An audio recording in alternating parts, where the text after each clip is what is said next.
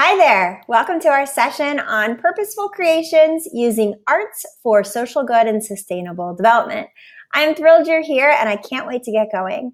My name is Jen Williams and I'm going to go through some ideas that you can use in the classroom to encourage your students to connect to the world for social good. As we go through today, if you want to add any questions to the chat box, please do that and then I'll go through those as we go along.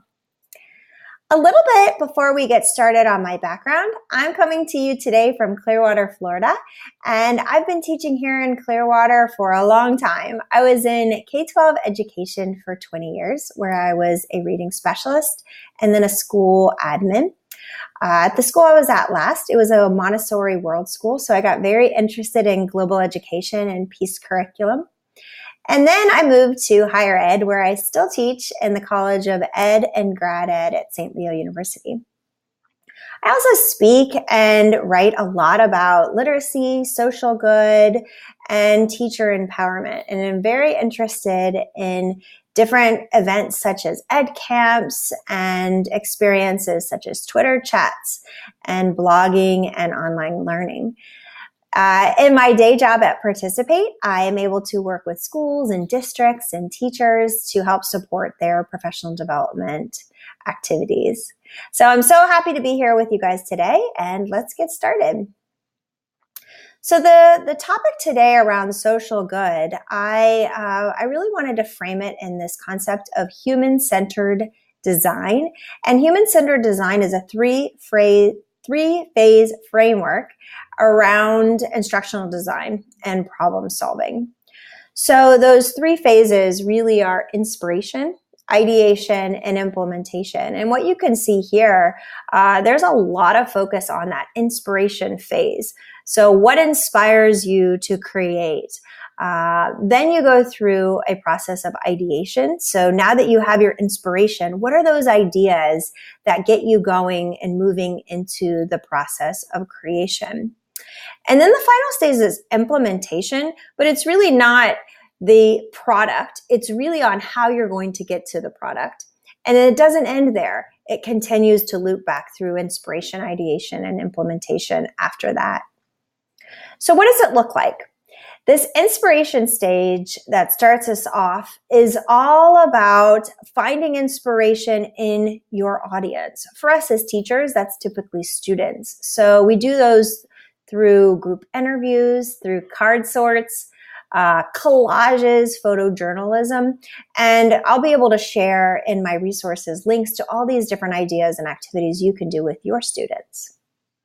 So after you have your inspiration, then you move to a phase of ideation. So you're storyboarding, you're finding themes, you're role playing. What I love are mashups right now. So you're taking two disconnected ideas that are really unrelated and finding connections between the two. So you get lots of ideas out with the group or individually. That brings you to your idea, your concept. So implementation, as I said, this is where you're going to create your roadmap. You're going to start piloting things. You're going to have a very focused discussion on defining success. So what does success look like for us in our project? So human-centered design. As I used human-centered design as kind of my framework for our session, I had these three words in mind. So whimsy, perspective, and human experience. And what types of projects and programs are inspiration for me in this area that I thought you may be interested in as well, if you're an arts teacher or even if you're not. So what I'm going to do today is I'm going to give you 5 ways to take action for social good through purposeful creations. In my early years in global ed, there was a lot of discussion around cultural awareness. So we were talking about foods people ate or clothes they wore. But now I'm really to this level of, all right, now that we have this understanding, let's take action. How are we going to get our students to this point? So the first thing we're going to do, and we'll return to this at the end for our 5th idea, is I'd like you to take out a piece of paper. And we're going to go through this process. The first thing I'd like you to do is draw a circle in the center of your paper, and then use the rest of the space and create 4 quadrants. So divide that into 4. So this first question, and we're just going to kind of simulate it. So we'll put some keywords or images on as we go along, but I'm going to share with you at the end the link that you can get the template that you can use this with your students. So the first question is, who is at the heart of your work? And that's going to go in that center. So I'm going to put right now, heart, to be a reminder for me is who is at the heart of your work. And for you, it may be your student, it may be your class, it may be your school, it may be your community. So as we go along today, you can start to solidify that answer. That's number 1. Number 2 is going to go on the upper left-hand quadrant. What is happening with social good in your learning environment? So I'm going to put my note to myself. What is happening now? Depending on what you're talking about with your students, the work you're doing, these questions are going to vary a bit, so you're going to modify them. Question 3 for the upper right-hand quadrant, what matters most when thinking about social good for your learners? What matters? Just going to write a note to myself. Then question 4 is where we're going to end for now. What are the biggest dreams for what purposeful creations might do for your classroom? Biggest dreams. All right, and so you can return to these questions as we go along. You're going to see here that we're leaving that last quadrant on the bottom right empty for now. All right, so let's jump in. Idea number 1, my name, my identity. And this is a wonderful project that I like to recommend for the start of a school year. So if you haven't heard of My Name, My Identity, it is a free program. All of the programs I'm going to share with you today are free. And this is great for students in grades K through grade 12. And what you can do on their website, mynamemyidentity.org, is you can take the pledge and you can join other teachers that are focusing on pronouncing their students' names correctly. So this is a really a conversation around respect. So you can see here how you can start to use some of these lessons in coordination with the arts. So investigate the world, recognize perspective, communicate ideas, and take action. So you can use this program with things you're already doing in the classroom and supporting all of your students. So this is a great one to start with. All right, next up, number 2, conversation starters. So really conversation starters are a great activity to do in that inspiration phase, so that beginning phase. And what does it look like? Conversation Starters is a great tool for getting deeper and more interesting information when you're out in the field. This can be especially helpful when you're dealing with cultures other than your own. As an example, when we were recently doing a project in Mexico to design savings programs, we actually started with some concepts to get people to react and start to talk to us in ways that they might not otherwise if we had just asked simple questions. So what you see here are examples of a couple different things we created around the question of how people might want to access their money. We put money in a brick, we put money in a pillow, we put money in an envelope. None of these are actually the concepts we intend to design, but what they do is create a great way for people to react and give us more information around how they feel or how they think about something rather than just simply asking a basic question.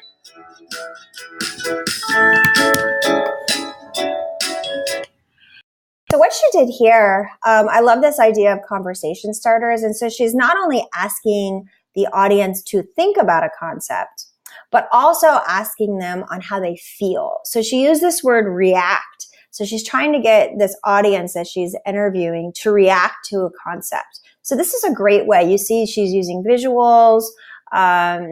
It's low tech, it's low text, and a great way for students to get into their concepts in the inspiration phase. Idea number 3 is Empatico. So Empatico has quickly become one of my favorite projects for students based on their dedication to sparking empathy. So if you know the Kind Foundation, they make Kind snack bars.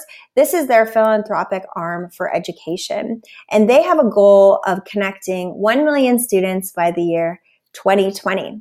And what they do is connect them through virtual exchange. So teachers that work with students in grade 1 through grade 5 can come on to empatico.org.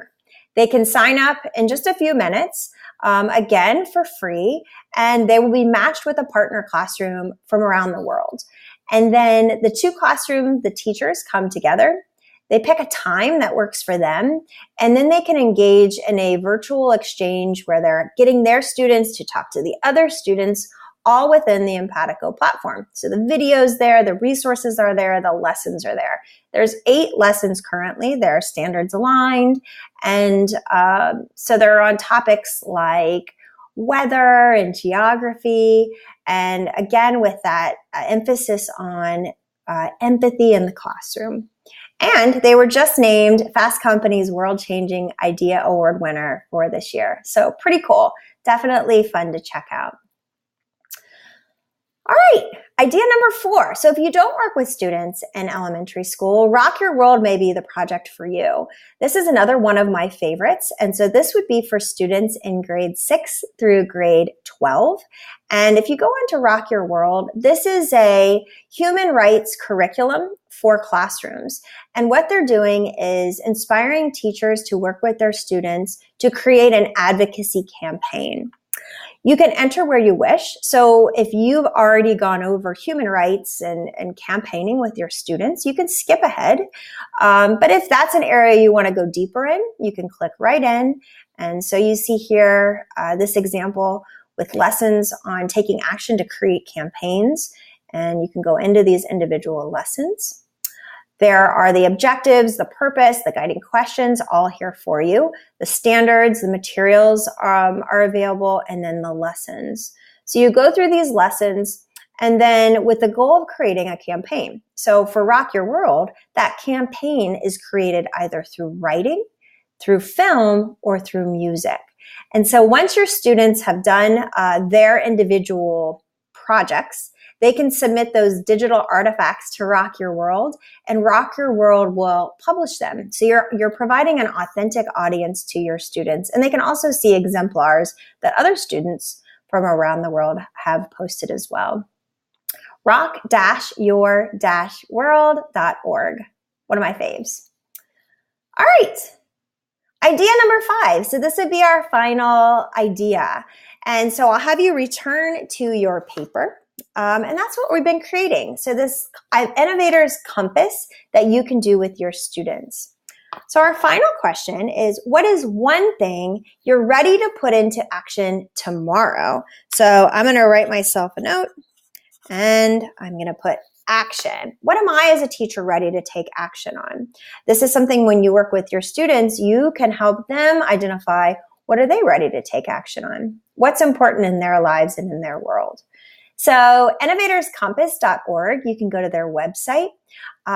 It will give you a template for the Innovators Compass, and you can kind of modify it. You can see I've modified it a little bit depending on focus and what we wanted to talk about today. You can go deeper. There's also tips for groups, and then you can click on examples. So examples are going to give you ideas that are both in the profession of education, but also outside. So you see here, life and family. Here's ideas of how schools are using Innovators Compass, and then also in the workforce, so teams and work and community. So you can get ideas there. So that's innovatorscompass.org.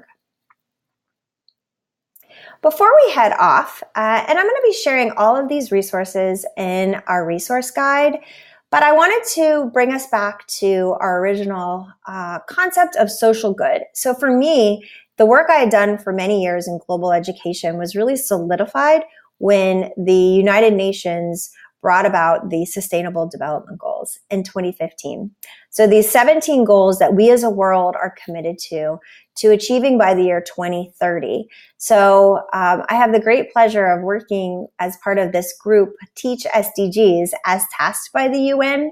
And so what we've been doing is, for the past 18 months, we've been working to create awareness and advocacy around these goals, and to connect teachers to each other and to resources that they can then bring those goals to their classrooms. On our teachsdgs.org site, you'll also see there are listings of all of our ambassadors. So we have over 100 ambassadors around the world. You can see some information on the work they're doing, their Twitter handles if you want to reach out to them. And they'll share with you on what they're seeing is working. And they're also ready to take action. So you can go to teachsdgs.org. You can take the pledge to Teach SDGs and join us. And we're also sharing a lot of the work we're doing on our blog and at conferences this year. So I wanted just to kind of end with this quote that inspired me as I was getting ready for this session. So art changes people and people change the world. And I think you as educators, and if you are an arts educator, probably see this most clearly. And it's really about those relationships. I had the great pleasure of being at the United Nations with Ambassador from Grenada, Decima Williams, and she was saying to us, I hear many of you educators are talking about this concept of collaboration, and that's a fantastic start. But what we need to do is we need to move to this point of solidarity. So I think if we're educators in classrooms that work with elementary students or older students or arts or English or science or math, we all can come together for people and planet for positive change.